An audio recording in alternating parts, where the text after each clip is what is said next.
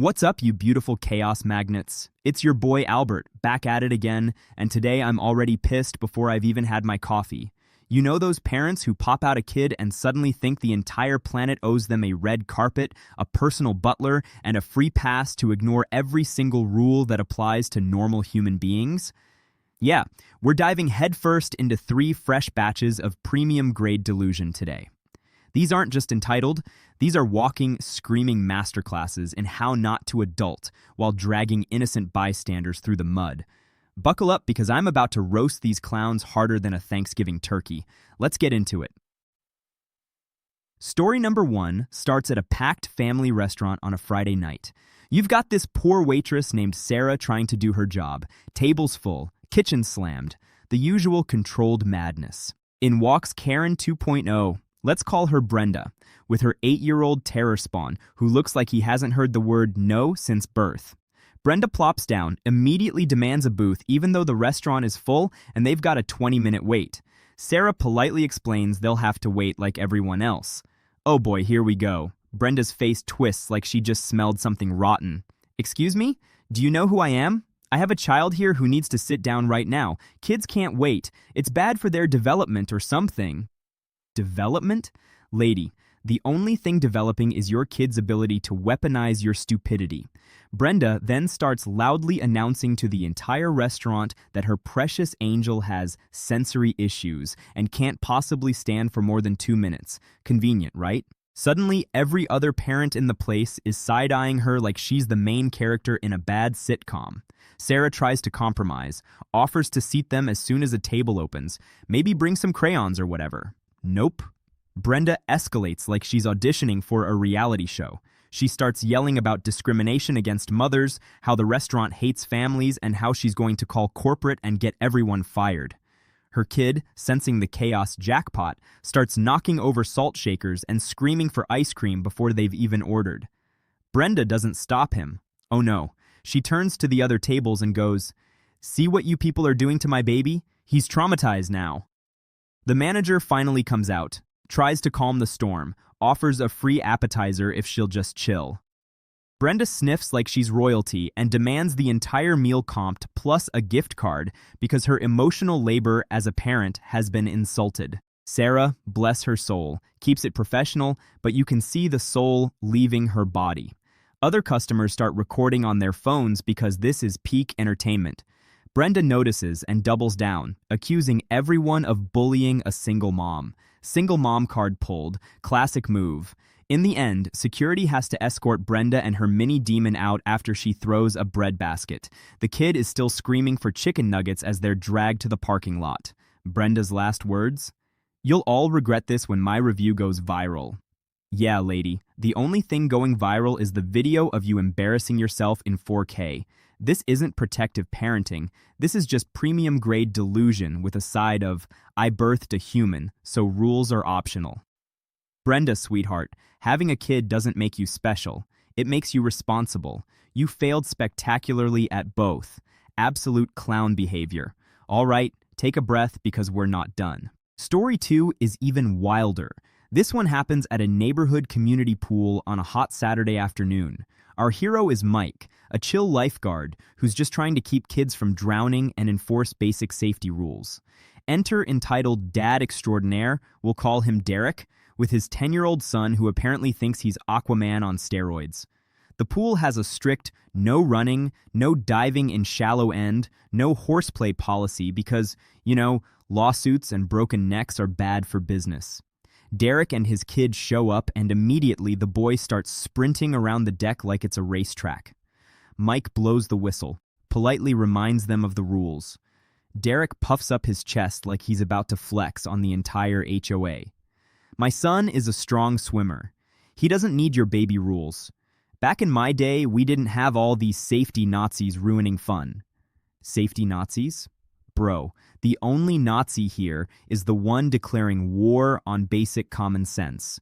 It escalates fast. Kid ignores the warning, cannonballs into the shallow end, splashing everyone and nearly clocking an elderly lady.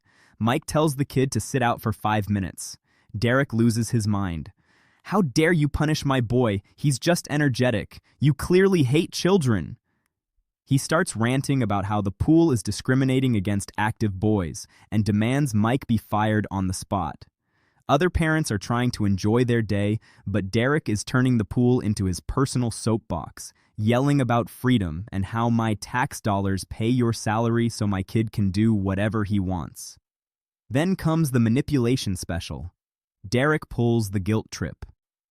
If my son gets hurt because you won't let him be a kid, I'll sue this entire place and you'll never work again. Meanwhile, his son is back at it, pushing smaller kids in the water. Mike, staying professional, calls the manager. Derek doubles down, starts filming himself exposing the anti-family policies, while his kid is literally climbing on the lifeguard chair. Chaos level expert. The fallout? Manager bans Derek and the kid for the rest of the summer, after the boy actually slips on the wet deck and hurts his own arm, which Derek immediately blames on Mike, of course. Derek storms off screaming about lawsuits and parental rights while everyone at the pool claps. Imagine thinking your spawn's energy overrides physics and basic safety. Derek, you didn't raise a strong swimmer. You raised a future Darwin Award nominee and taught him that consequences are for other people. This isn't confident parenting. This is arrogant, delusional trash that could have gotten someone seriously hurt. You don't get a trophy for being the loudest idiot at the pool. Sit down. Whew, I'm heated already, but we've got one more and it's a doozy. Story 3 takes us to a quiet suburban street where our main character, Emily, is hosting a small backyard birthday party for her 6-year-old daughter. Nothing crazy, cake, balloons, a few neighborhood kids, piñata, the works. Enter the nightmare neighbor, let's call her Monica, whose 7-year-old daughter wasn't invited because, surprise, the kid has a history of ruining every gathering by breaking stuff and hitting other children. Monica shows up uninvited anyway, dragging her daughter along like it's her God-given right. Emily politely explains it's a private party and they didn't send an invite. Monica's face goes full. Karen meltdown. What do you mean not invited? Our daughters play together. My little princess deserves to celebrate too. You're being exclusionary and that's bullying. Bullying? Lady, not inviting your chaotic gremlin to a birthday isn't bullying. It's self-preservation. Monica doesn't leave. Oh no. She plants herself on the lawn and starts guilt-tripping in front of all the other parents. After everything we've been through as neighbors, this is how you treat us? My daughter will be scarred for life. Scarred?